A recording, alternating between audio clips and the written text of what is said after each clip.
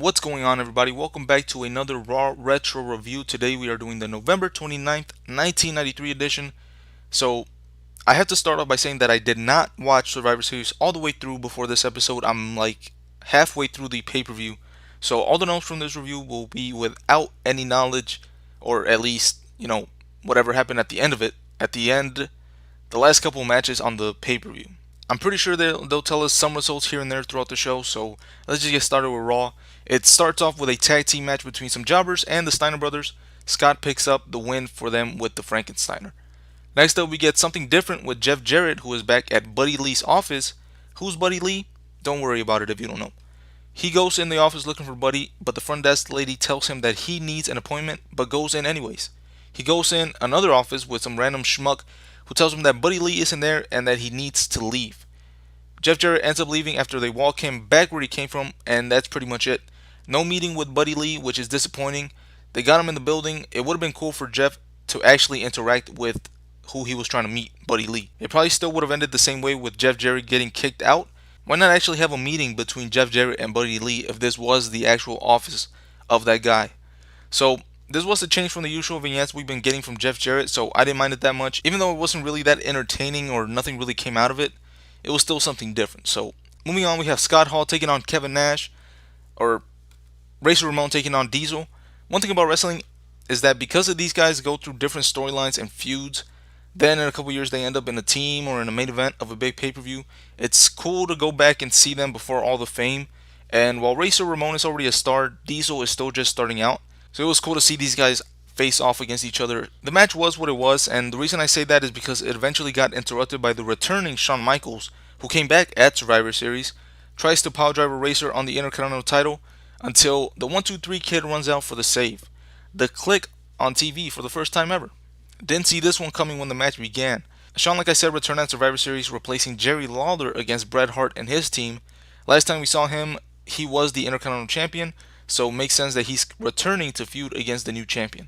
So moving on, Bam Bam Bigelow in another jobber match, and he picks up a win with an enziguri. Impressive to see him do that. And then you take a look at Bash and Booger, and he can't even jump higher than 3 inches.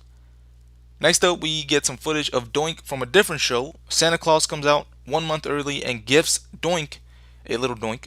But because there can only be one Doink in the WWF, according to the ring announcer, probably Jack Tunney announced this somewhere, but I missed it. Doink instead says that he's going to call the little one Dink. So technically, there is still only one Doink, and now there's a Dink in the WWF. Then we have Vince in the ring to present the award for Superstar of the Year. Lex Luger comes out first to help introduce the winner. Bobby Heenan, meanwhile, on commentary is 100% sure that he's going to win, even though he's not a wrestler.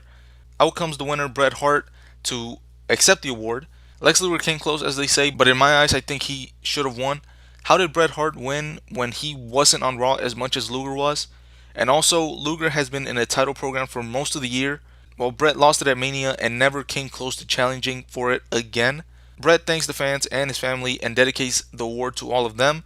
After this, we see what happened at Survivor Series when Owen accidentally bumped into Bret Hart and knocked him off the apron into the barricade. They start arguing and Owen Hart gets booed for acting like a sore loser because he got eliminated. The parents were at ringside and they seemed disappointed at what was going on. And that was at Survivor Series, not on Raw. But now, after a year of Owen being overlooked, it looks like he's going to get a push because he comes out for a match against a local wrestler.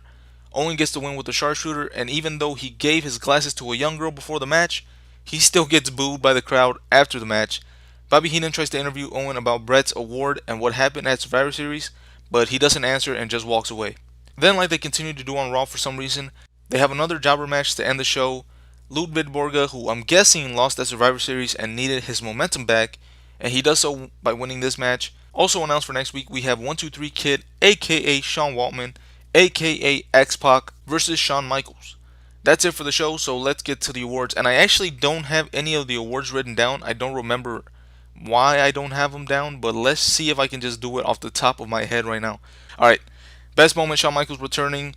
For the worst moment, I'm going to give that to Raw ending again with a random jobber match. For the best match, I'm going to give that to Scott Hall and Diesel just because, or Razor Ramon and Diesel just because of who they are. For the worst match, I'm going to give that to Ludwig Borga at the end of the show. Again, doesn't make any sense for this match to be taking place. I get why they're doing it, but why not main event it with Razor and Diesel? with Shawn Michaels returning at the end. Would have made for a good ending to Raw.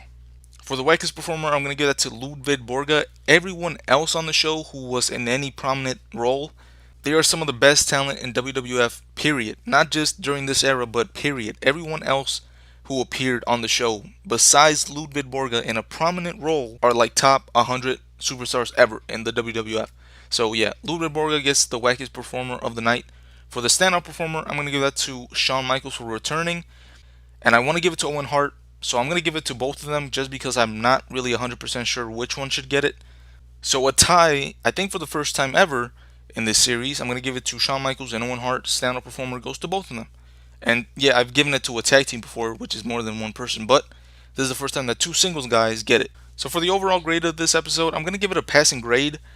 I didn't write anything down for this part of my notes to remind myself of how I felt about this show, but looking back at my notes and reading this and going through the awards like I just did, it seemed like a decent amount of things happened on this episode. So I'm going to give it a passing grade, so that's going to move the tally up for the good episodes of Raw, I think, to 27 now. We have about 4 or 5 episodes left for 1993, and so far it's been a good one. As you look at the tally board, the goods and the greats have outnumbered the bad episodes, which is pretty good. So yeah, I'll leave it at that. I'm done with this one. I'll catch you guys on the next one.